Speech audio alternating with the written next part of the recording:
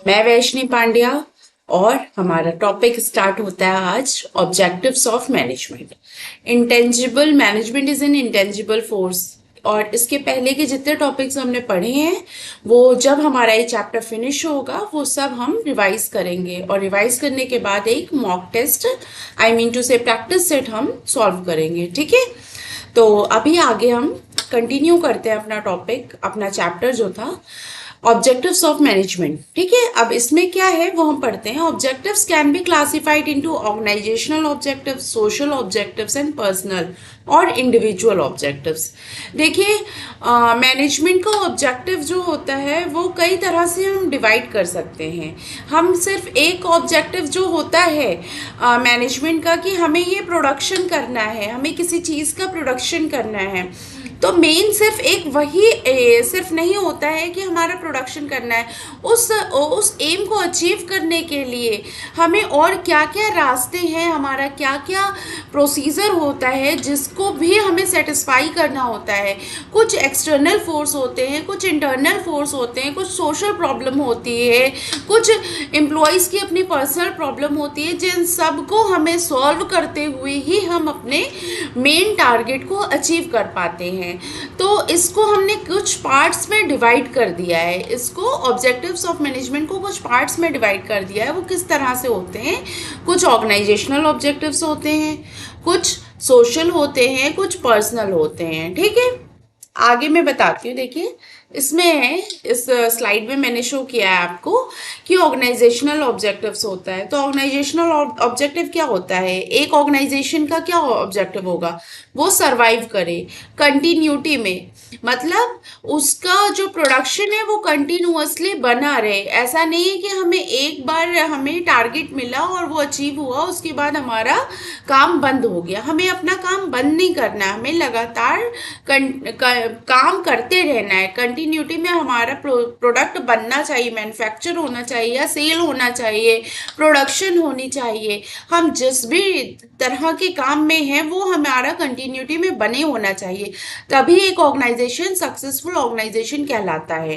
ठीक है, सेकेंड है हमारे ऑर्गेनाइजेशन को प्रॉफिट होना चाहिए। प्रॉफिट नहीं होगा तो फिर वो सब बेकार है, हमारा इतना काम करना। एक बिजनेस किस लिए वर्क करता है, प्रॉफिट के लिए वर्क करता है। बिजनेसमैन इतना मेहनत इतना काम क्यों करता है, प्रॉफिट कमाने के लिए करता है। अगर प्रॉफिट ही नहीं होगा, लॉस में जाता रहेगा तो एक टाइम पे बिजनेस बंद हो जाएगा। तो सेकेंड ऑब्जेक्टिव उसका हम प्रॉफिट है।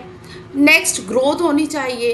अब जहाँ हम पढ़े हैं वहीं पढ़े नहीं रह जाएंगे ना, हमें अपने अगर अपने हम करियर में देखें या कहीं भी हम सोचते हैं तो वहाँ पे हम ग्रोथ देखते हैं, हम बढ़ रहे हैं कि नहीं बढ़ रहे हैं। कोई भी चीज़ आप ऑर्गेनाइजेशन को ज्वाइन करते हैं तो अपने एक्सपीरियंस के लिए ज्वाइन करते हैं, अपनी ग्रोथ के लिए ज्वाइन करते हैं कि इस ऑर्गेनाइजेशन के बाद जब आप चेंज करेंगे तो आप बेटर में जाएंगे, पीछे नहीं होंगे, है ना।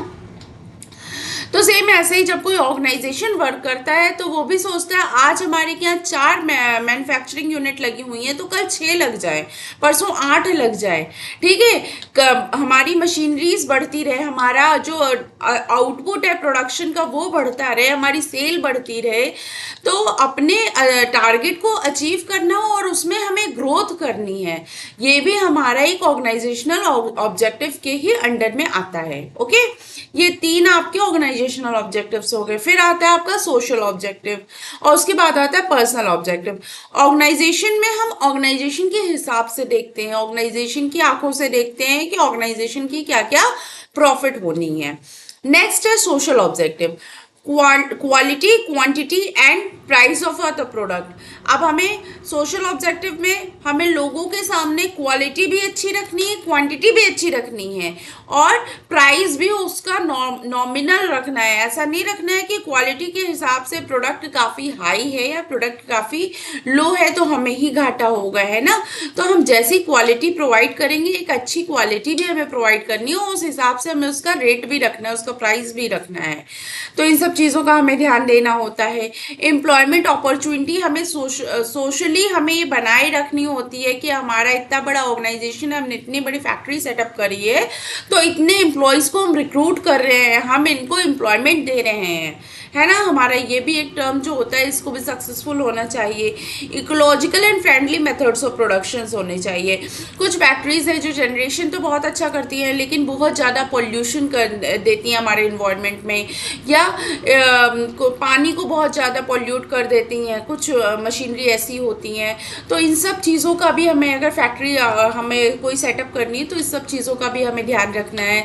जैसे कि मैं आपको बता दूं कि कोई बिजली विभाग का कोई आप थर्मल पावर प्लांट कभी देखिएगा तो गवर्नमेंट के रूल्स होते हैं, जहाँ पे थर्मल पावर प्लांट होगा वहाँ पे इतने परसेंट फॉरेस्ट होना चाहिए, इतना पूरा एरिया आपका जंगलों से घिरा होना चाहिए, इतने पेड़ होने चाहिए आपके खुद के प्लांट के अंदर, या प्लांट का जो और कॉलोनी का जो आपका इन्वायरमेंट है वो इतने परसेंट प्लांट मतलब ट्री से, फॉरेस्ट एरिया से घिरा होना चाहिए। क्योंकि क्या होता है, कोयला से बनती है बिजली बनती है, थर्मल पावर प्लांट जो होता है तो वो भी बहुत ज़्यादा पोल्यूशन देता है। तो कभी भी आप देखें कोई थर्मल पावर प्लांट है तो वो शहर में नहीं होता है, वो हमेशा कुछ किसी इंटीरियर एरिया में ही पाया जाता है। ठीक है, तो हमें हमारे सोशल ऑब्जेक्टिव्स जो होते हैं, हमारे आसपास का इन्वायरमेंट भी सेटिस्फाई करना होता है। आसपास के इन्वायरमेंट के जो लोग होते हैं उनको भी कोई दिक्कत ना हो, ये सब चीज़ों का हमें ध्यान देना पड़ता है। बहुत ज़्यादा नॉइस पॉल्यूशन भी नहीं कर सकते हैं। तो हर चीज़ का हमें सोशली लोगों को सेटिस्फाई करना होता है अपने फैक्ट्री को सेटअप करने के लिए, अपने ऑर्गेनाइजेशन को सेटअप करने के लिए। ठीक है, ये हमारा हो गया सोशल ऑब्जेक्टिव। हमें सोशली भी इन सब चीज़ों का ध्यान रखना चाहिए। फिर आता है हमारा पर्सनल और इंडिविजुअल ऑब्जेक्टिव्स। अब देखिए ये क्या होता है, taking care of employees, motivating and training employees. क्या होता है, अब हमने ऑर्गेनाइजेशनल ऑब्जेक्टिव अपने सेटिस्फाई कर लिए, सोशल ऑब्जेक्टिव्स को भी हमने कंट्रोल में कर लिया। ठीक है, अब आता है हमारा पर्सनल और इंडिविजुअल ऑब्जेक्टिव्स। इसमें हमारे यहाँ एम्प्लॉयज़ हैं जो अभी काम कर रहे हैं, उनका हमें ध्यान रखना होता है, उनको मेंटली सेटिस्फाई करना होता है। जो हम बोनस देते हैं, जो उनको सैलरी देते हैं, उनको उन सब चीज़ों से भी हमारे एम्प्लॉयज़ को सेटिस्फाई होना रहता है। अगर एक हैप्पी एम्प्लॉय नहीं है, अगर एक सेटिस्फाइड एम्प्लॉय हमारे यहाँ वर्क नहीं कर रहा है तो वर्क वो बहुत मन लगा के नहीं कर पाएगा। वो ऑर्गेनाइजेशन में तो रहेगा लेकिन हमें भी अपना 100% नहीं देगा। तो हमें इस सब चीज़ों का भी ध्यान रखना है कि हमें एक मैनेजर होने के तौर से या हमें एक एम्प्लॉयर होने के ढंग से इस बात को भी नज़रिए से देखना होगा कि हमारा जो एम्प्लॉय है वो भी हैप्पी रहे। ठीक है, तो इसके लिए हमें अपने एम्प्लॉय को मोटिवेट करते रहना चाहिए, बोनस देते रहना चाहिए सैलरी टाइम पे, और एक अच्छी सैलरी देनी चाहिए जो उसको सेटिस्फाई करे, उसके वर्क के साथ उसका मैच करे कि हाँ हमारा इतना काम है, हमारा इस तरह का काम है, अदर ऑर्गेनाइजेशन में भी इतना पे कर रहे हैं, हमारे यहाँ भी इस डेजिग्नेशन में इतना पे किया जा रहा है। ठीक है, साथ में उनका ट्रेनिंग एंड डेवलपमेंट प्रोग्राम्स भी ऑर्गेनाइज कराते रहना चाहिए।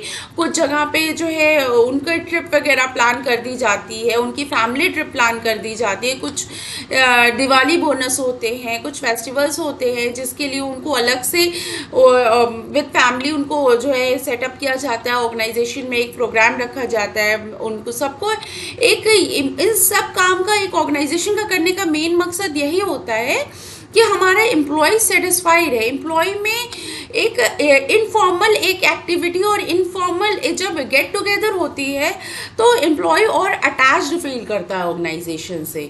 तो एक ऑर्गेनाइजेशन, एक एम्प्लॉयर होने के तौर से आपको इस तरीके से सोचना चाहिए कि हमें अपने एम्प्लॉयज़ को उनके घर जैसा फील कराना, उन्हें अच्छा, उनको सेफ फील करवाना है कि वो हमारे ऑर्गेनाइजेशन में वर्क कर रहे हैं तो वो सेफ हैं। ऐसा नहीं है कि उनकी नौकरी दाव पे लगी हुई है या उनको हम कभी भी फायर कर सकते हैं। उनको इन सब चीज़ों की सेफ्टी हमें देनी पड़ती है, तभी वो मन लगा के वो भी अपना 100% दे देंगे। जब वो इन सब चीज़ों से टेंशन नहीं रहेगी उनको, तभी तो वो इंसान बंदा 100% अपना देने की कोशिश करेगा कि हाँ ये ऑर्गेनाइजेशन मेरे फ्यूचर के लिए बहुत अच्छा है, मैं यहाँ वर्क करना चाहता हूँ, तभी तो कोई करना चाहेगा ना। तो इन सब चीज़ों का हमें बहुत ध्यान रखना होता है। ठीक है, तो ये हमारे 3 ऑब्जेक्टिव्स मेन होते हैं, organizational objectives, social objectives and personal objectives. Okay, अब नेक्स्ट स्लाइड में हम देखते हैं क्या है। देखिए नेक्स्ट स्लाइड में भी ये ऑर्गेनाइजेशनल ऑब्जेक्टिव्स को मैंने जिस तरह से आपको समझाया है उसको ही डीप में one by step word to word मैं आपको समझाती हूँ क्या है.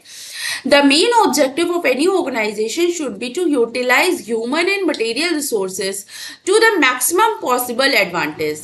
That is to fulfill the economic objectives of the business. These are survival, profit and growth.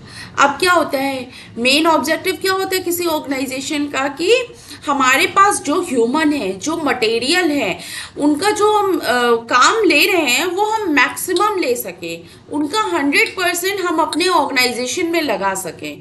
ठीक है, हमें उनका 100% मिल सके.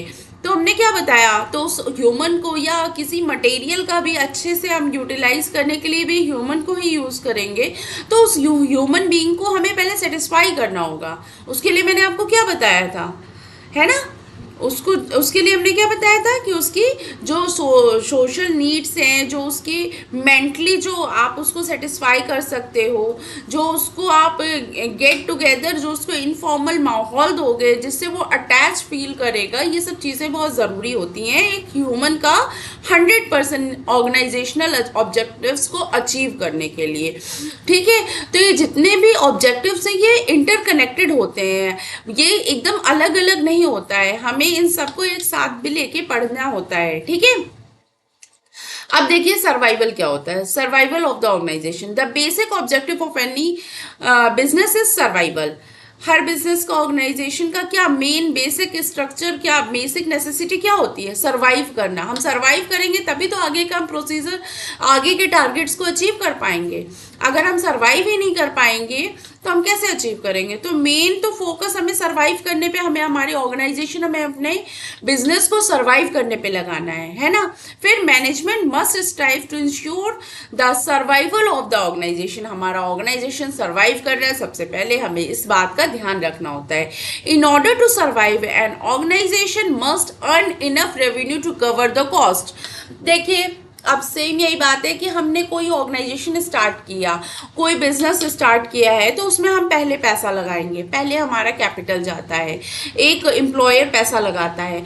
अब पैसा लगाया है हमने, तो हमारा ऑर्गेनाइजेशन सर्वाइव कैसे कर पाएगा. जो पैसा हमने लगाया है उसके उस अमाउंट से ज़्यादा हमें प्रॉफिट हो, उस अमाउंट से ज़्यादा हमें मिल जाए, हमारा रेवेन्यू कहलाता है. ठीक है, हमें उस अमाउंट से ज़्यादा जो कलेक्ट होता है वो हमारा रेवेन्यू कहलाता है. तो वो हमें एक अच्छे अमाउंट में मिल जाए, तभी हमारा ऑर्गेनाइजेशन सरवाइव करने के मोड में आ सकता है. ठीक है, नेक्स्ट है profit. Mere survival is not enough for business. Management has to ensure that the organization makes a profit. अब थोड़ा सा अर्न करना, हमने जितना कैपिटल लगाया था उससे थोड़ा सा ज़्यादा हमें प्रॉफिट होना या हमारा रेवेन्यू कलेक्ट होना, जो थोड़ा और ज़्यादा अमाउंट होता है, जो हमने कॉस्ट उस पर लगाई है उसका उसका हमें रेवेन्यू मिल जाना ही इतना सर्वाइवल के लिए इम्पोर्टेंट होता है. लेकिन हमें प्रॉफिट करने के लिए, हमें एक अच्छा खासा एक बिजनेस रन करने के लिए एक अच्छा खासा अमाउंट हमें अर्न करना होता है. ठीक है, तो इस लाइन में यही है, mere survival is not enough for business. Management has to ensure that the organization makes a profit. Management को इस बात का ध्यान देना पड़ेगा कि हमारा ऑर्गेनाइजेशन प्रॉफिट बना रहा है कि नहीं. Profit provides a vital incentive for the continued successful operation of the enterprises. अगर हमें प्रॉफिट होगा, हम तभी जो है अपने ऑर्गेनाइजेशन को सक्सेसफुल मान सकते हैं, तभी हम अपना ऑर्गेनाइजेशन कंटिन्यूटी में बना सकते हैं, उसका काम हम कंटिन्यूटी में अपने टारगेट्स को अचीव कर सकते हैं. ठीक है, ऐसा तो नहीं है कि हमने अपना ऑर्गेनाइजेशन का एक बार हमने टारगेट अचीव कर लिया, एक बार हमने प्रोडक्शन कर लिया, इसके बाद नहीं करना. हमें कंटिन्यूटी में करने के लिए प्रॉफिट अर्न करना पड़ेगा. ठीक है, तो हमारा प्रॉफिट अर्न करना भी एक ऑर्गेनाइजेशन की सर्वाइव करने के लिए बहुत ज़रूरी होता है. ठीक है, फिर profit is essential for covering cost and risk of the business. अब देखिए जो प्रॉफिट होता है इसमें क्या होता है, ये ज़रूरी तो नहीं है ना कि हमें प्रॉफिट हो रहा है तो हमेशा प्रॉफिट ही होता रहे हमारे ऑर्गेनाइजेशन में, हम हमेशा हैप्पी इन्वायरमेंट ही रहे, कभी उसमें कोई दिक्कत ना आए। कभी कभी कुछ होता है, फायर लग जाती है, कभी चोरी हो जाती है बिजनेस में। तो अगर हम प्रॉफिट में रहेंगे, हमारा बिजनेस प्रॉफिट में रहेगा, तो हम उसको कवर कर पाएंगे। अगर हम मेन सिर्फ हैंड टू माउथ होगा कि हम इतना लगाए हमें इतना मिल गया, तो हमारा ऑर्गेनाइजेशन सरवाइव करने के मोड में नहीं आ पाएगा। हमें इतना अपने बैंक बैलेंस, हमें इतना अलग से एक अमाउंट रखना पड़ता है, या हमें इतना प्रॉफिट अर्न करना पड़ता है कि इन केस ऑफ इमरजेंसी हम सरवाइव कर पाए, हमारा बिजनेस सरवाइव कर पाए, हम उस चीज़ को कवर करके आगे अपने बिजनेस को बढ़ा पाए। ठीक है, तो बिजनेस एक लॉन्ग रन प्रोसेस है। बिजनेस 2 या 4 दिन का काम नहीं है, बिजनेस सालों साल चलता है। बिजनेस एक लॉन्ग रन प्रोसेस है, हमें उसको उसी तरीके से लॉन्ग रन प्रोसेस के तरीके से ही देखना है। हमें एक दिन का प्रॉफिट नहीं कमाना है, तो हमें लगातार प्रॉफिट होता रहे। ठीक है, तभी हम एक अपने बिजनेस में कभी अगर रिस्क आया, किसी मंथ हमें कोई प्रॉब्लम आई, तो हम उसको कवर कर पाएंगे, नहीं तो हमें दिक्कत होगी। ठीक है, ये सब चीज़ें एक ऑर्गेनाइजेशनल ऑब्जेक्टिव्स के नज़रिए से देखिए तो बहुत इंपॉर्टेंट होती है। नेक्स्ट है हमारा ग्रोथ। ग्रोथ क्या होती है? It is important for the business to grow. हर बिजनेस, मैंने पहले ही बताया था, ग्रो करने के लिए ही खड़ा होता है। हम एक बिजनेस को ग्रो करने के लिए, या हम किसी कहीं भी ज्वाइन करते हैं तो हम अपनी ग्रोथ के लिए करते हैं, या हम कोई काम शुरू करते हैं तो उसकी बढ़ोतरी के लिए करते हैं, डाउन बैक जाने के लिए तो नहीं करते हैं ना। तो हम अगर बिजनेस भी स्टार्ट करेंगे तो उसकी ग्रोथ के लिए करेंगे। To remain in the industry, management must exploit fully the growth potential of the organization. तो हमें अपने इंडस्ट्री को, अपने ऑर्गेनाइजेशन को अच्छे से सरवाइव करने के लिए, उसकी ग्रोथ चाहने के लिए हमें उसको एक्सप्लोर करना पड़ता है, उसको हर तरीके से, हर नज़रिए से देखना पड़ता है और उससे काम लेना पड़ता है। ठीक है, growth of the business can be measured in terms of sales volume, increase in the numbers of employees, the number of the product of the increase in capital investment. तो इन सब तरीके ग्रोथ हम कैसे देखेंगे? हमारे कितने एम्प्लॉयज़ हमने ऐड किए और अपने ऑर्गेनाइजेशन में, और हमें प्रोडक्शन में कितना इंक्रीज मिला है। हमने एम्प्लॉयज़ ग्रो और ऐड तो कर लिए, हमने उनको सैलरी देना भी शुरू कर दिया, लेकिन हमारा प्रोडक्शन बढ़ ही नहीं रहा है, तो हमें उन एम्प्लॉयज़ का क्या फ़ायदा हुआ? कोई फ़ायदा नहीं हुआ। तो हम जब भी अपने ऑर्गेनाइजेशन में कुछ ऐड करेंगे, तो हमें इन सब चीज़ों का ध्यान रखना पड़ेगा कि हमारे ऑर्गेनाइजेशन को ग्रोथ हो रही है कि नहीं। हमने इतना पैसा तो लगा दिया अपने बिजनेस में, उसका हमें रिटर्न मिल रहा है कि नहीं मिल रहा है। इन सब चीज़ों का हमें ध्यान देना पड़ेगा। और ध्यान कैसे देंगे? हम ध्यान अपनी सेल्स की वॉल्यूम को देख के देंगे। हमने कितने एम्प्लॉयज मतलब रिक्रूट किए और कितना आउटपुट हमें मिल रहा है, इस बात को हमें ध्यान रखना है। ठीक है, तो इन सब चीज़ों को थोड़ा सा ध्यान में रख के हम देख सकते हैं कि हमारे ऑर्गेनाइजेशन को कितना प्रॉफिट हो रहा है, कैलकुलेट कर सकते हैं कि हमारे ऑर्गेनाइजेशन को कितना प्रॉफिट हो रहा है। ठीक है, नेक्स्ट आता है अब सोशल ऑब्जेक्टिव्स। सोशल ऑब्जेक्टिव्स देखिए क्या होता है। It involves the creation of benefit of society. Social objectives में सिर्फ और सिर्फ हम अपनी सोसाइटी के नज़रिए से देखते हैं। अभी तक हमने अपने ऑर्गेनाइजेशन के नज़रिए से देखा है, अपने ऑर्गेनाइजेशन को बढ़ाना है, हमें उसको सक्सेसफुल करना है, सर्वाइव मोड पे लाना है, ग्रोथ मोड पे लाना है, प्रॉफिट मोड पे लाना है। अभी तक हम लोगों ने ये पढ़ा। ठीक है, अभी तक हम लोगों ने ये बात पढ़ी है। अब नेक्स्ट आता है हमारा सोशल ऑब्जेक्टिव्स। देखिए सोशल ऑब्जेक्टिव्स क्या होते हैं हमारे, कि हमारे सराउंडिंग्स, हमारे बिजनेस की जो है वो हैप्पी रहे, हमारे ऑर्गेनाइजेशन की, हमारे फैक्ट्री का जो हमारा सराउंडिंग है, हमारे आसपास के लोग हैं, या हमारे आसपास का ऑफिस है, कॉलेज है, जो भी लोग हैं वो हैप्पी हैं कि नहीं है, उनको सेटिस्फैक्शन मिल रही है हमारे यहाँ रहने से कि नहीं। अगर वो सेटिस्फाई नहीं होंगे, आसपास का माहौल हैप्पी नहीं होगा, उनको हमसे प्रॉब्लम होगी, तो वो हमारे ऑर्गेनाइजेशन के खिलाफ शिकायत करके उसको डुबा सकते हैं, उसको खत्म कर सकते हैं। जनता में बहुत ताकत होती है, आपने बात सुनी होगी। ठीक है, तो इस बात का हमें ध्यान रखना है। आगे पढ़ते देखिए। It involves the creation of benefit of society. ये सोसाइटी की बेनिफिट के लिए स्टार्ट की जाती है। As a part of society every organization whether it is business or non business has a social obligation to fulfill। देखिए, कोई भी ऑर्गेनाइजेशन अगर हम सेटअप कर रहे हैं, भले वो हम बिजनेस पर्पज से करें या नॉन बिजनेस पर्पज से करें, लाइक नॉन प्रॉफिट ऑर्गेनाइजेशंस वगैरह जो होते हैं, और भी कई चीजें होती हैं, वो उस तरीके से सोच के अगर हम डेवलप कर रहे हैं, हम जो भी सोच के कर रहे हैं, बना रहे हैं, लेकिन हमें उसके कुछ सोशल ऑब्लिगेशंस होते हैं, कुछ सोशल जो चीजें होती हैं, कुछ फॉर्मेलिटीज होती हैं, वो हमें फुलफिल करनी होती हैं। ठीक है। This refers to consistently creating economic value of various constituents of society. This includes using environmental friendly methods of production, giving employment opportunities to underprivileged section of society, and providing basic amenities like school and healthcare etc. देखिए क्या होता है, कुछ organisations चलती हैं, profit mode पे ही चलती हैं, है ना, कि हमें हमारे यहाँ से इतना प्रॉफिट कमाना है, मेन उनका यही होता है ऑब्जेक्टिव, प्रॉफिट अर्न करना। लेकिन वो साइड बाय साइड कुछ ऐसी एक्टिविटीज भी, सोशल एक्टिविटीज भी करती रहती हैं, उसमें भी इन्वॉल्व रहती हैं, कि वो उनका नॉन प्रॉफिट ऑर्गेनाइजेशन जैसा चलता है, या सोशल एक्टिविटी जैसा एनजीओ वगैरह चला देते हैं, कि अपने ही ब्रांड नेम से चलाते हैं, जिससे ये सोशल ऑब्जेक्टिव्स भी, जो उनकी फॉर्मेलिटी होती है, ये भी क्लियर होती रहती है।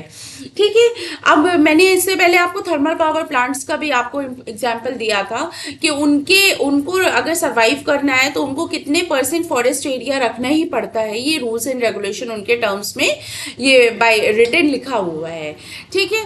तो ये होता है थर्मल पावर प्लांट्स के लिए। ऐसे ही कई ऑर्गेनाइजेशन है जिसको जो काफ़ी पॉल्यूशन जो हमारे इन्वायरमेंट को प्रोवाइड करती हैं, लेकिन उसको पॉल्यूशन इतना ना हो तो उनको बेटर से बेटर इक्विपमेंट्स, मशीन्स रखनी होती हैं, या फिर उनको इतना % कुछ फॉरेस्ट एरिया करना पड़ता है, या उनको कुछ और जनरेशन इतना अच्छा करना होता है जिससे वो कंपेंसेट हो सके, उनकी वो प्रॉब्लम जो कर रहे हैं वो कंपेंसेट कर सके, क्योंकि उनको प्रोडक्शन करना होता है, लेकिन अपने सोशल ऑब्लिगेशंस भी कंप्लीट करने होते हैं, कि ये हम सोशली इतने डिस्ट्रॉय नहीं कर सकते हैं, पोल्यूशन इतना नहीं कर सकते हैं, ये भी रोक होती है एक फैक्ट्री पे, फैक्ट्री ओनर पे, या फिर एक ऑर्गेनाइजेशन के लिए, तो ये फुलफिल करना होता है। लाइक मैं आपको बताऊं, एक स्कूल है सनबीम भगवानपुर, मैं जिसको जानती हूँ, मैं आपको उन्हीं का नाम बताऊंगी, तो वो उनका चलता है, बहुत अच्छा नाम है उनका सनबीम का, बनारस में स्पेशली काफ़ी ब्रांचेज हैं उनकी,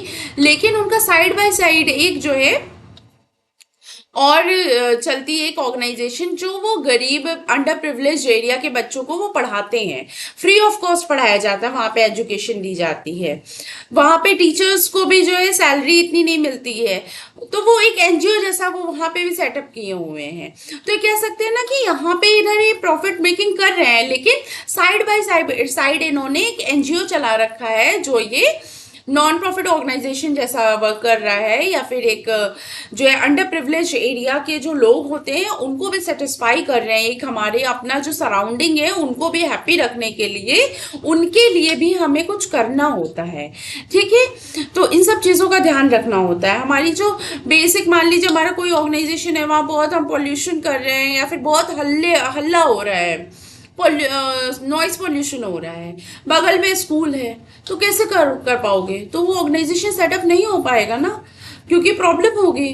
तो हमें इन सब चीज़ों का ध्यान रखना होता है। जब कोई ऑर्गेनाइजेशन हम सेटअप भी करते हैं तो ये एरिया वाइज भी हमें इन सब चीज़ों का ध्यान देना होता है, कि क्या हमारे सराउंडिंग्स में क्या क्या आ रहा है, और किसको क्या प्रॉब्लम, किस जगह में क्या प्रॉब्लम हो सकती है, इन सब चीज़ों को ध्यान रखना होता है। कि नॉइस पोल्यूशन वाली अगर हमारी कोई फैक्ट्री है, हम कुछ कर रहे हैं, तो वहाँ पे स्कूल्स या हॉस्पिटल्स ना हो जिसमें कि बच्चों या पेशेंट्स को कोई प्रॉब्लम हो। ठीक है। कोई पॉल्यूशन होगा तो हम इंटीरियर एरियाज में करेंगे, जहाँ पे 45 या 50 या समथिंग, मुझे एग्जैक्ट नहीं पता है कितना होता है, फॉरेस्ट एरिया होना चाहिए। तो इन सब चीज़ों का हमें सोशली ध्यान रखना होता है। ठीक है। इसके बाद आता है पर्सनल ऑब्जेक्टिव्स। अब ये पर्सनल ऑब्जेक्टिव्स मैं आपसे कल डिस्कस करूंगी। आज हमने 2 ऑर्गेनाइजेशनल ऑब्जेक्टिव्स और सोशल ऑब्जेक्टिव्स डिस्कस किया है। ये आप एक बार पढ़िएगा, और इसके पुराना भी जो मैंने पढ़ाया है उसको भी आप डिस्कस करिएगा, एक बार रिवाइज करिएगा, सॉरी डिस्कस नहीं, रिवाइज करिएगा। और उसके बाद जब चैप्टर फिनिश होगा तो हम खुद एक बार रिविजन करवाएंगे ही, और प्रैक्टिस सेट पे सॉल्व करवाएंगे। आज का सेशन मैं यहीं पे कंप्लीट करती हूँ। Okay, thank you so much.